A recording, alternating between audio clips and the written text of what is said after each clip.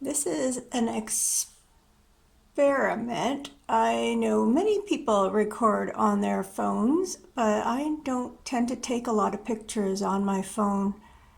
So I am trying this out to see if this is a viable solution for when I want to be a little more portable with my Vlogmas. I haven't looked really at my camera too much to see what's going on, but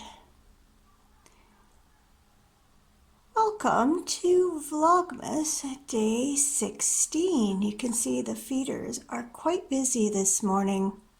There is a flicker, northern flicker, up on the left feeder. That is the finch feeder, really. It has Niger seed and sunflower seeds for the finches, but the flicker really likes to sit up there and eat. And then you can see there's mixed seed in the other. We actually still have goldfinches around, a few of them this year. That's late for them, so I'm wondering if they're going to be staying the winter or not. I know one year, my mom lives further up north, one year she had a whole flock of goldfinches at her feeder all season long, or all winter long, I should say. There goes the flicker. So this is an experiment. We will see if it works. Good morning. So as you've already seen, I'm exploring different options for recording after damaging my camera yesterday. The bad news is that it is stuck in the lens open position, and despite troubleshooting the issue with the help of a YouTube video earlier this morning, I am unable to unjam the lens mechanism. I just can't get it to work.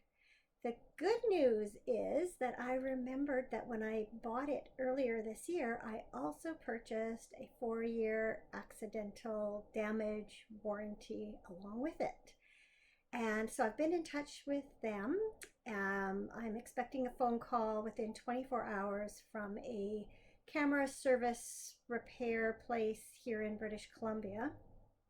And then if I can't unjam it along with their help with the troubleshooting, then I will send it off to either get fixed or replaced.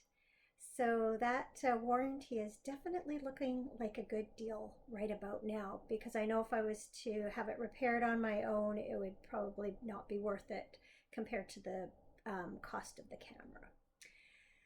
So yes, we will persevere on with the help of my laptop and my phone. I noticed when zooming in at the feeders I tried it with both my phone and this laptop. Neither give really great quality for zooming in, but it should at least they should, between them, get me through definitely recording regular episodes and for various Vlogmas things. So even though the video quality might be different than I'm used to, hopefully it will still be satisfactory, and you won't notice too much difference. So I am very happy to report that I am all caught up on my Advent knitting, thanks to some concentrated efforts yesterday and this morning. So maybe I'll show you my socks first, because that's what I finished first. I initially started knitting my cowl sections first and then doing my socks afterwards. But because the socks takes less time, I've sort of switched that up. And if nothing else, by the time Christmas arrives, I should have a complete pair of socks. That's the goal anyway. So there is progress to now. So then again, you can see the heel. I was thinking it might be, well, I'm not going to do it now. I would say it'd be worth popping in a sock blocker to see how that looks now that I have more of the leg knit, but you can still see. Unfortunately, the colors still are not showing up true. This is a rich, deep, bright turquoise. And it just, for me on the screen here, and when I edit it, it just comes up like a blue. Same with this one. This is more of a aqua or turquoise color too. In any case, very happy with how those are coming along. And I will show you the cowl. It's getting very long now. It's over halfway done. So there are the latest additions. And I don't know if I can lean back as far enough. I don't think so.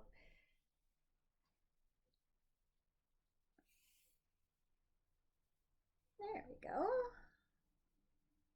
So yeah, when it's done, it should be plenty long enough to sort of wrap twice around my neck, especially after it's blocked. So I've got to keep looking here, not here, because that's where the camera lens is. It's a weird thing to try and get used to. When I record on my camera, I can look right at the frame and know exactly what you're seeing because I'm seeing it too. But here the difference is large enough in the space between the screen and the lens that you can definitely tell when I'm not looking at the camera. Day 16. So let's see what's in there.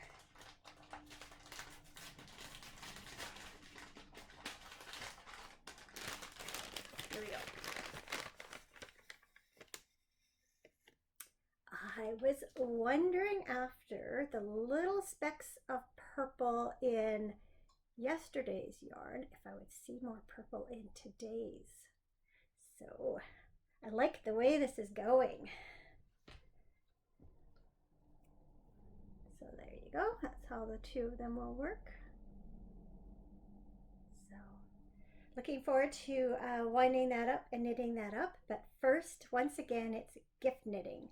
And I actually just had a parcel arrive a short time ago, and it contained the yarn I need to finish my brother-in-law's socks. So I wasn't expecting that until Friday. So that's fantastic. My yarn order was in the living room, so I went and grabbed it.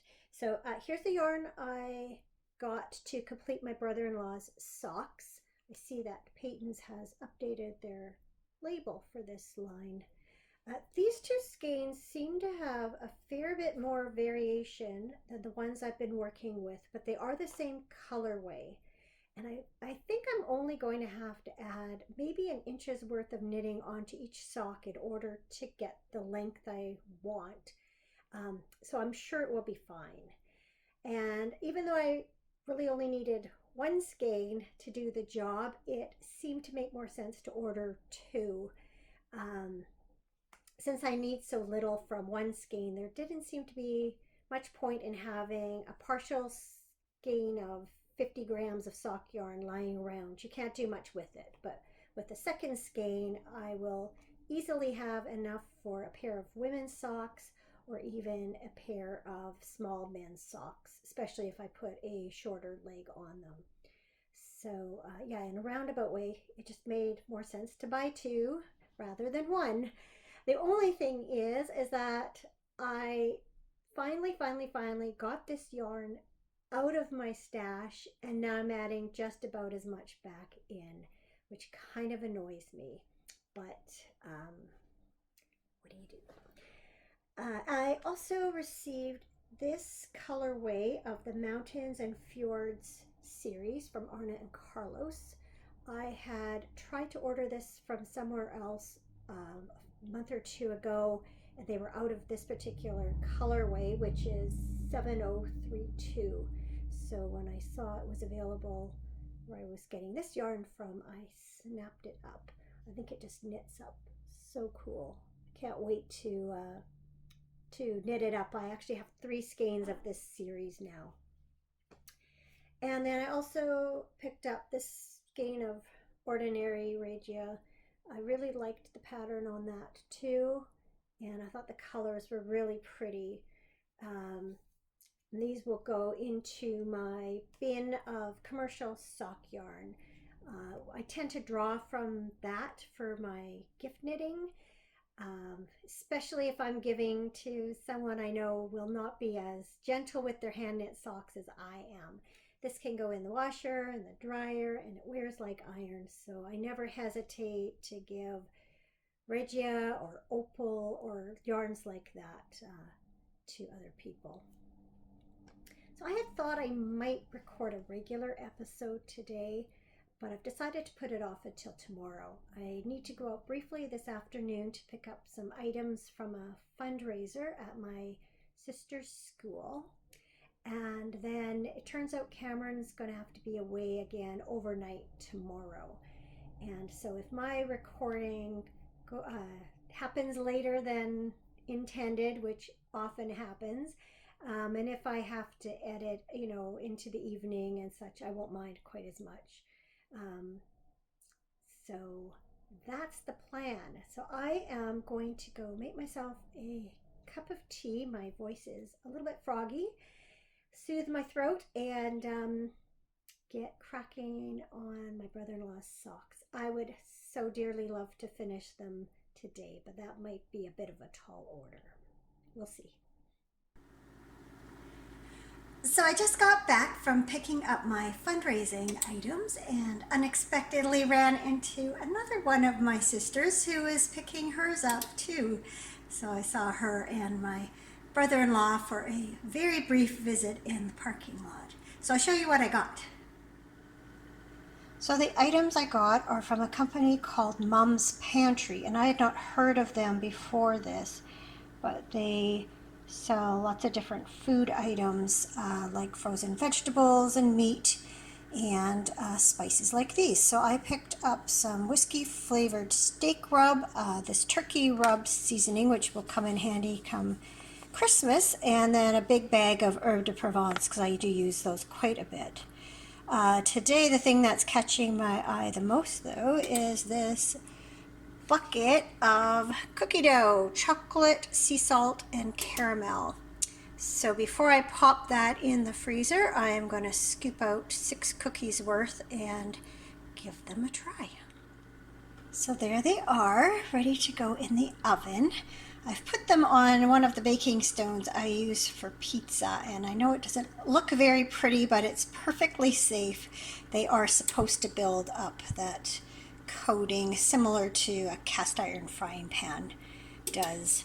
So yeah, you can see a little close up here. I tried a little bit of the dough. It tasted pretty good. So you can see there's little bits of chocolate in here, little chocolate chips, and then little caramel, salted caramel chips. So let's pop them in the oven and see what they look like when they come out. So there you have it. They ran quite a bit, a little more than I expected, and I kind of wrecked these two. I took them off the pan a little bit too soon. They kind of fell apart. So I'm going to let those cool a little bit longer, and then I'm going to give them a try. So now comes the real test. I took one of the ones that's kind of mangled. You can see on the back some sort of melted caramel there. So let's see.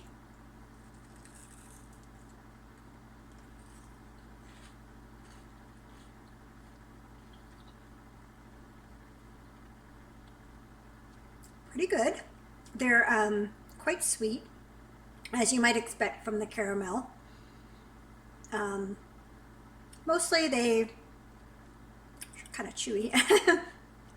Nice and crispy on the outside, kind of a chewy cookie, very much like a chocolate chip cookie dough base, which is a good thing. So yeah, all in all, not bad at all. I'm running out of Christmas socks, so I need to wash them. So I'm just got a bucket here. I'm going to put like a little bit of Eucalan in. That's the rapture. We're adding them in. I have to wash Cameron's socks too, but I've divided socks into my socks and his socks only because they don't all fit in the bucket, and that way they're easier to match up after. So what I'm going to do is soak these, and then I will put all the socks in the washing machine and just do a spin. And then hang them up on the clothing rack. I'll let those soak for about 15 minutes. All right, so the socks are all washed. I realized it was false logic on my part to separate mine from Cameron's to begin with because they all went in the washing machine together to be spun out. Anyway, all that remains is to hang them up on the clothing rack. There we go, all the socks hanging on the rack. I always love to see them hanging in rows like that. And speaking of socks, I have now reached the cuffs on both of my brother-in-law's socks, so the end is in sight. I think that's a good place to leave it for today. I will see you again tomorrow for Vlogmas Day 17.